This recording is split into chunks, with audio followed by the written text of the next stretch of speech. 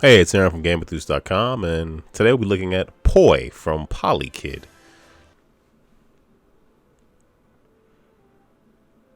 So this is sort of truncated, but Poi is about some orphans who, strangely enough, would want better in life. I shouldn't be coy about it. They want more from and out of life, so they embark on a grand journey, and they meet this guy who wakes them up,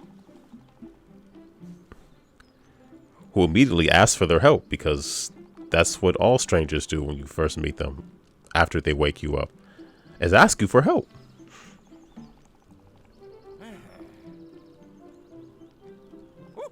So by default, you start off as the male character, but you can change. That's about the extent of the diversity in the game, unfortunately, is a white male character or a white female character. I mean, yeah.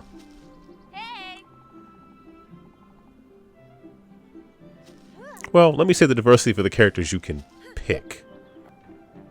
But anyway, so what you learn is that you are collecting medallions, and everything is kind of like an airship. A lot of airships. And you're probably thinking something when I say airship, but don't think that, because that's not what this is. So, and the compass is broken, so don't worry about that either. So it's a hub basically, and you just point the ship where it needs to go correctly, unlike what I did the first time, and you enter in the world. And you're probably looking at this thinking, wow, this looks like something I've seen before. It looks somewhat familiar in terms of how the game looks and what it shows you when you first start a level. And you're probably thinking something that I haven't explicitly stated already, that clearly the people behind this game really like Super Mario 64. And I'm okay with that because I really like Super Mario 64. Yeah. One of the major discrepancies is that this game was on early access, I think a good portion, if not all of last year, but it's out, it's official now. It has official release, but yeah, it controls quite well. So although I do like going back and playing older 3D platformers, sometimes the controls can be a little archaic.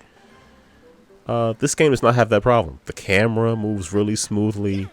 Things are really good. You hold stuff above your right hand while looking up at them. I mean, those are the really important boxes to check.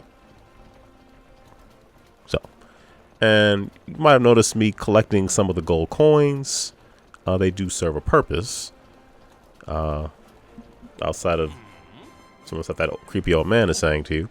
He's not creepy, I'm just being silly. But you can actually buy a variety of items and passive abilities and things like that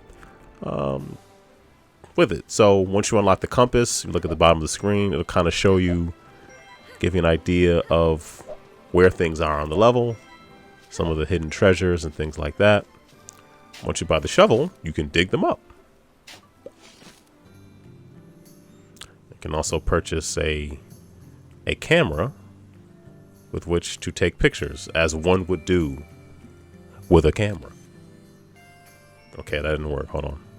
I have to let the dangerous creature get close to me and then take the picture. Bingo. So, somewhat like a Mario 64 game, you can go through different kind of versions of the level to unlock different medallions. And guess there is a medallion that you get for getting 100 coins. Although I don't know if you notice on the shop screen, you can get more than 100 coins in a level. And as you progress, more levels will unlock. And I'm going to point in the direction with that thing one of these times. I'm not really sure what the bucket did. I kind of thought maybe it gave me like an extra hit. Like I didn't lose any of my coins when I first got hit by it, but I wasn't absolutely sure because I really tried to avoid getting hit a whole lot in the game. Nope. Nope, I lost coins and some health. It's just cool to wear a bucket on your head. You also collect giant teeth in this game, as everyone is wont to do. And you meet more creepy people who want you to do stuff for them that they probably can do themselves, but they just don't feel like it. So they're not, because no one's making them. So, yeah. And levels have challenges in them. Some aspects that really remind me of Mario Sunshine. The things I like on Mario Sunshine. A few things I like on Mario Sunshine. I don't know, it just feels really good. Like I really like the controls, and I felt like you can do a double jump on certain flat surfaces, vertical flat surfaces, and almost feels like not like a cheat, but you feel like you're doing like a speed running technique because you're just double jumping on this wall and getting higher, which you're intended to do. It doesn't feel like it. It's like, oh, I'm cheating. I'm finding an exploit, but you're not. But it felt good. Does that make any sense? A talking cactus. Sound advice that I should have taken. Although I will say, you're impervious to the rocks when you're dying in the quicksand. So, lemonade? I don't know. Okay.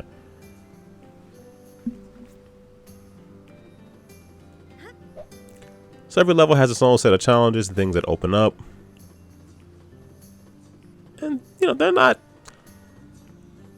too difficult. Like, I felt like it was appropriate. Nothing felt like, oh man, how am I going to do this? Like, this seems impossible. Like, if you put a small bit of thought into things, you can usually succeed. And there's plenty to do. There's only, I think, 5 or 6 like main levels, each with like different variations on them.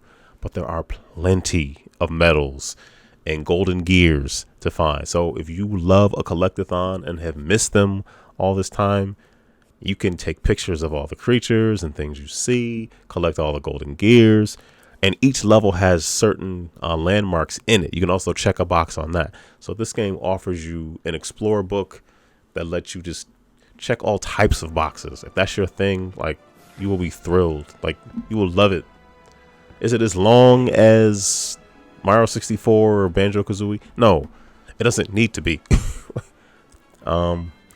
Yeah, and even this level, well, this is a set of levels you can actually unlock with coins. So the more coins you get, the more of these like puzzle style levels you can unlock. Very challenging. This is the first one. I did complete this one, but they get pretty interesting. And this one I like because it had different difficulty levels. So I did this is me playing the easy one, where all the rings are at the same level, and I'm showing off and feeling good and feeling confident. There's also different costumes. So there's plenty to do in Poi. I really enjoyed Poi. I don't know if you can hear that in my voice. I really enjoyed Poi. Even when I picked up a zombie costume I didn't expect to and turned green, I was still having a great. So yeah, that's cool. I really liked it. I said it again. Yeah, I love 3D platformers. I love 2D platformers. So a high quality, well made 3D platformer is, I'm loving it. You know, there's not a whole lot of them. Granted, there's not like, this isn't a Mario game where you get like firepower and all that type of stuff. It's more just exploration, just platforming and just figuring out all the different quirks to a level and just discovering things, and it's just fun. I don't need to, like, you do the flying stuff when you're in the hub world, going from the airship to airship and all that kind of stuff. So that kind of has the flying aspect, but you know, I didn't really miss having a whole wide variety of power-ups. Not that I would be averse to having them, but I think what Polykid put in the game is just fine. And I think for people who like 3D platformers, it's pretty much kind of a must-buy to me. So anyway, feel free to like, subscribe, click on any one of these videos, and check out a plethora of even more videos. That's it.